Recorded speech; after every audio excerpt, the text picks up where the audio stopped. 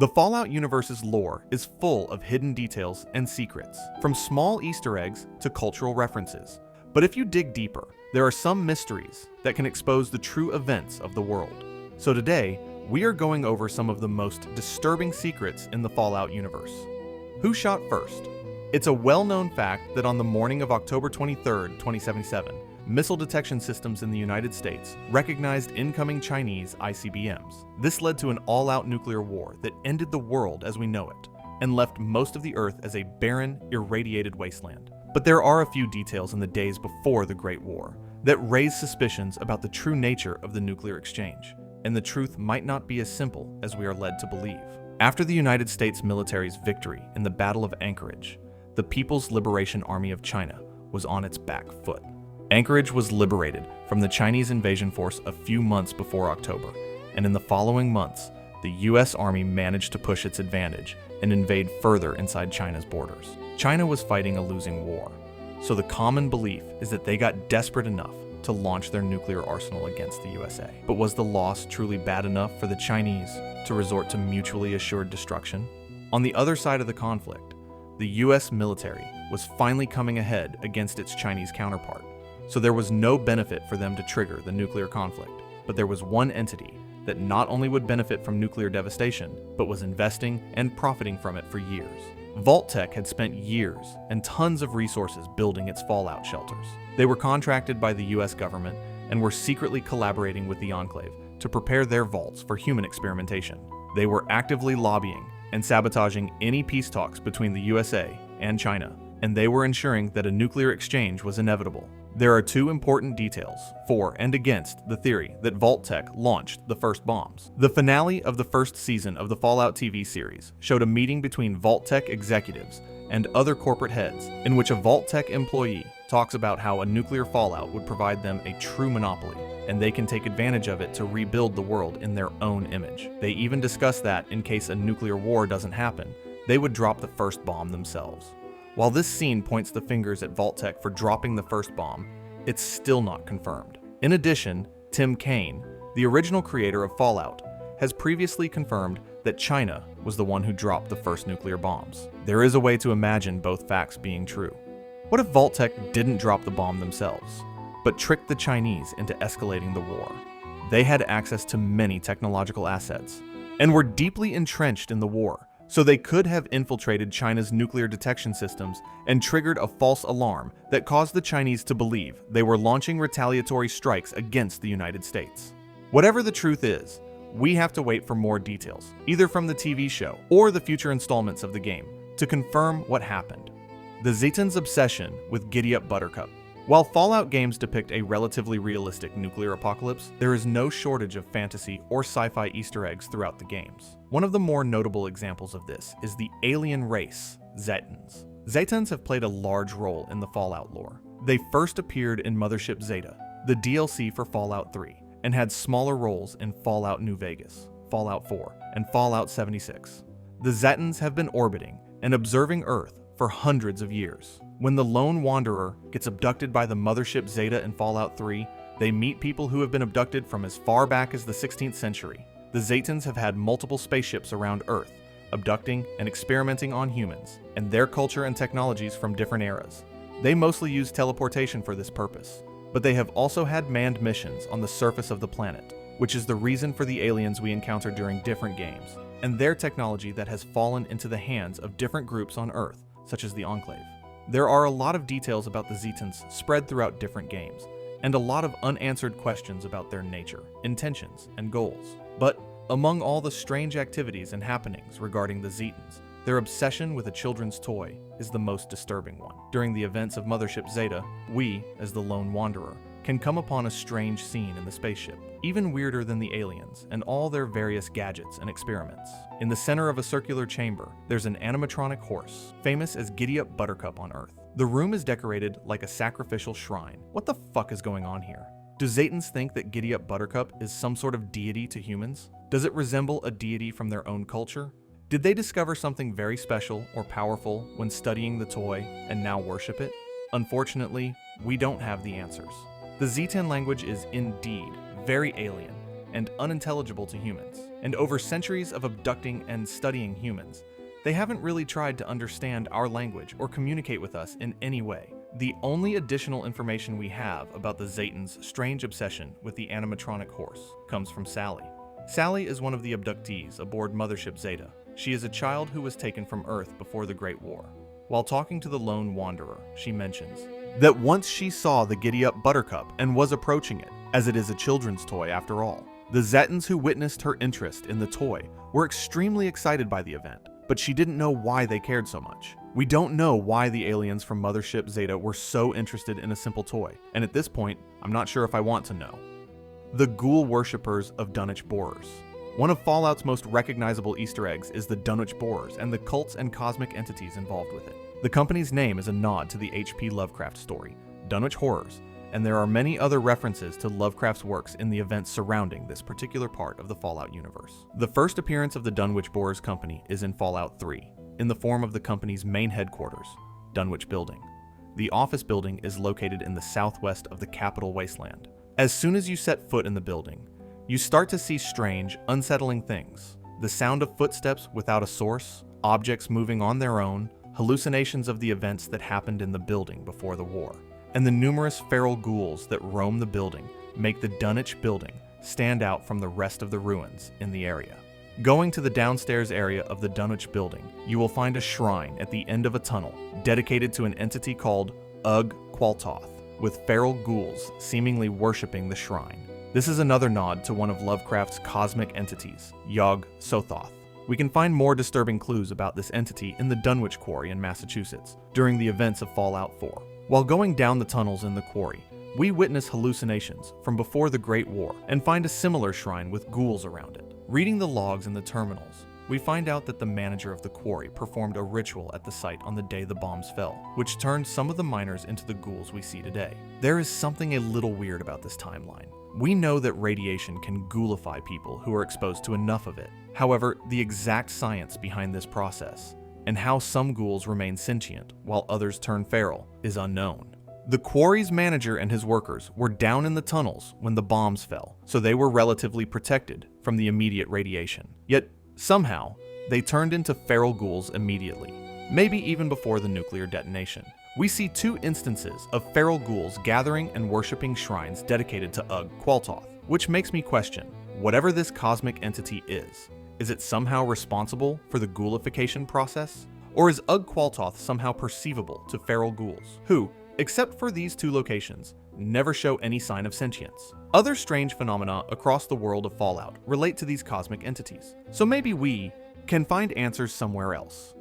Lorenzo's artifact. Lorenzo Cabot was a renowned archaeologist from the 19th century. He harbored some conspiratorial beliefs about ancient non-human civilizations, which made him a recluse among his peers. However, he did discover the ruins of a lost city in the Rub al-Khali Desert in the Middle East, thereby proving his theories. Inside the ruin, he found a strange crown, and he decided to wear it. He wanted to explore the ruin on his own before announcing his discovery to the public, so he sealed the entrance, taking only the crown with him, and returned to the United States. Once he was back home, Lorenzo started to study the effects of the crown. He felt a connection once he wore it, and started to learn about the civilization the ruin belonged to. The crown affected him both physically and mentally. He became strangely strong and resistant, and he stopped aging. He could also glean information from the crown and gain psychic powers, but he also became extremely violent, and after committing multiple crimes, he was sentenced to death. Through his family's influence, his sentence was reduced to confinement in the basement of Parsons State Insane Asylum.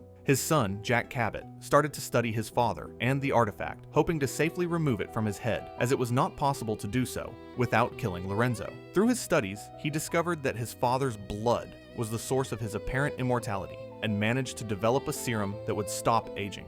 That's how the rest of the Cabot family was able to survive well into the 21st century, and even after the Great War. We meet Jack Cabot and his mother and sister in Fallout 4, and by doing his quests, we finally meet Lorenzo. Lorenzo has been using his psychic powers to influence a raider gang to free him from his containment, and Jack wants us to stop and kill him. If we free Lorenzo, Shelby will go back to his old house, killing his family, who he believed kept him a prisoner so they can harvest his blood. Going forward, Lorenzo will roam the Commonwealth as a free man, continuing his studies on the crown and its effects. In the game Fallout Shelter Online, a game exclusive to the Oceanic region, Lorenzo mentions his interest in the Dunwich Borers and believes it is connected to the ruins he previously discovered in Rub al Khali Desert. Another interesting event takes place in Fallout 4, where, after his release, we can find Lorenzo standing near the corpses of several ghoul settlers. If we talk to him, he mentions that he was interested in examining their condition. Lorenzo does seem like a paranoid, insane man, but his powers and knowledge from the Crown are undeniable. He felt a connection between the Crown and the entity in the Dunwich Borers, and he was interested in studying the ghouls he encountered in the Wasteland. These are even more clues pointing to a secret connection between the ghouls we encounter in the Fallout universe and the cosmic entity, Ugg Qualtoth, the mysterious stranger's son. The Mysterious Stranger is one of the most iconic characters of the Fallout games. He has appeared in all mainline Fallout games, which is the first weird thing about him. Fallout games take place during different times across different states, so how could one man be at different places across more than 2 centuries? There are a few different theories about who the Mysterious Stranger is. Some fans believe he is a ghoul, which explains how he has survived for so long. Some believe he is a time traveler, going across different times and regions to help important individuals who play an important role in shaping the history of post-war America. And others believe there are multiple Mysterious Strangers, which explains the female Mysterious Stranger that we could see in Fallout 2. In addition to these fan theories, there are even characters in the game's world who investigate the Mysterious Stranger's identity. Nick Valentine, the synth detective from Diamond City, has an extensive case on the Stranger, logging reports of his sightings from Commonwealth to the Capital Wasteland. Nick personally believes there is one true Mysterious Stranger, and other sightings that seem impossible for him to be at must be imposters. However, there is one strong piece of evidence about the identity of the Mysterious Stranger, or at least one of the Mysterious Strangers that we encounter in the games. In Fallout New Vegas, the courier can come across a traveling musician called the Lonesome Drifter on the shores of the El Dorado Dry Lake in the Mojave Wasteland. By talking to him, we learn that he was looking for his father, who left him when he was a young kid. That he did. Never did know why. Ma always said he was a real mysterious fella, even when he was with her. Like he was a stranger sometimes. He describes his father as a mysterious man who was a stranger to his own family. His description of his father matches the Mysterious Stranger's iconic trench coat and fedora. By completing his quest, he rewards us with the last memento he had of his father, a .44 Magnum revolver, which happens to be the Stranger's weapon of choice. The last thing that confirms the Lonesome Drifter to be the son of Mysterious Stranger is a comment by Josh Sawyer, the game designer for Fallout New Vegas. In the game, if we have the Mysterious Stranger perk and target the Lonesome Drifter in VATS, he can show up and kill the Lonesome Drifter. However, Josh Sawyer had said that he wished they had more time to code into the game that the Stranger would turn against the player if they targeted him in VATS, confirming the Lonesome Drifter's connection to the Mysterious Stranger. The Enclave and Vault-Tec's secret collaboration. The Enclave and Vault-Tec are 2 major antagonist factions across most Fallout games. While the Enclave is much more active and present in the post-war United States, and Vault-Tec sticks to the shadows, the roles were reversed before the Great War. Before the nuclear fallout, Enclave was a secretive branch of the United States government. Their existence was mostly considered a conspiracy and a rumor until merely days before the bombs fell, when several journalists confirmed the shadow government's existence. Vault-Tec, on the other hand, was advertising its shelters in every billboard, newspaper, or TV channel possible. They would even go door to door, signing up people for their local vaults and promising them a safe future in case of a nuclear war. But something less apparent at first glance is the Enclave and Vault-Tec's close relationship before the war. The United States government, and by extension the Enclave, were the main investors in Vault-Tec's nuclear shelters across America. A few of these shelters were designed for members of the Enclave, and the rest, as we know, were constructed to conduct various experiments on the unaware vault dwellers. These experiments ranged from relatively harmless social experiments to unethical medical tests and outright psychological torture. If we only look at Vault-Tec, it doesn't really make sense why they would go to these lengths to run these experiments after the Great War. But if we consider the Enclave's plans for the post-apocalypse, it starts to make more sense. The Enclave was planning and preparing for a nuclear conflict for years. Even though they didn't launch the first nuclear weapons, they did prevent any peace talks from happening. The resource war was stretching every nation thin, and in their eyes, Earth was no longer suitable for human life.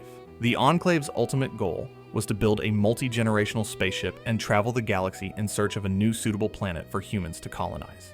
They hired Vault-Tec to build their shelters and run experiments to study the effects and behaviors of people in long-term isolation, facing different situations. The Enclave pushed for nuclear war and wanted to use the surviving population to serve as lab subjects for them to prepare for their interstellar journey. Vault-Tec was happy to take taxpayer money from the US government to build these vaults and run experiments on the same people whose money funded their corporation. Seeing the future of the wasteland playing out throughout the games, it doesn't look like their plans panned out that well.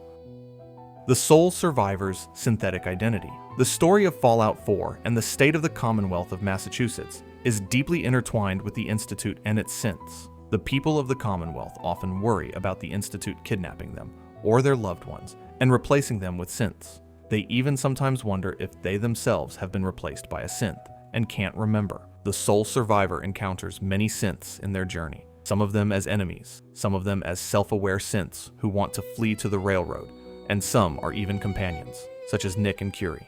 In the Far Harbor DLC, the sole survivor travels to the island in search of a young runaway girl called Kasumi. Kasumi was convinced she was a synth as she experienced some lapse in her memories, and she had heard of a sanctuary for synths existing on the Far Harbor island. While there, we encounter Dima, an old generation synth who acts as a spiritual guide for the synths who take shelter in his settlement, Acadia. Dima is the same type of synth as Nick Valentine, and they share a long history that he reveals if we bring Nick to the island to meet him. During our conversations, Dima shares a bit more about what being a synth is like, and asks the sole survivor a question that sparked many theories and discussions among the fanbase. Dima asks the sole survivor if they are truly certain that they are a human and not a synth. The conversation with Dima breaks the fourth wall a little bit, as it suggests the sole survivor's only vivid memory from before the war is the day the bombs fell, the same day that we, as players, start the game. What makes this theory even more feasible is the father's views on synths and his personal projects. Sean, the sole survivor's son, was kidnapped from Vault 111, and his DNA was used to create the current generation of synths. He was nicknamed the Father, and later became the leader of the Institute. 60 years after he was taken from the vault, he released his parent from the cryopod as a personal project, as he puts it. Later, when the sole survivor finally finds a way inside the Institute, the father admits that he released them just to see what would happen, if they would look for their lost son. If the sole survivor turns against the Institute and destroys it, Sean sends a synth version of his childhood to them as a parting gift, believing that it could, to an extent, make up for the sole survivor's lost chance at parenthood. It's this side of the father, his belief that synths can replace human relationships and bonds, that makes me question whether the sole survivor is a human. What if during the 60 years that they were in the vault, the cryopod malfunctioned and they died, and the father replaced them with a synth version just to watch what his parent would do if they survived? Or what if the sole survivor did truly walk out from the vault at one point, but died in their effort to find Sean, so the father recreated a synth version of them, just so they could start over in their search? There is only one way to tell if an NPC is a synth in Fallout 4, by killing them and searching their body for a synth component. We, as the protagonist, can never truly die in the game to see if we have the component that makes us a synth. So, we are left wondering if Dima was right, if we were secretly a synth all along. If you enjoyed this video and want to see what actually happened to everyone from Vault 111, click the video on screen.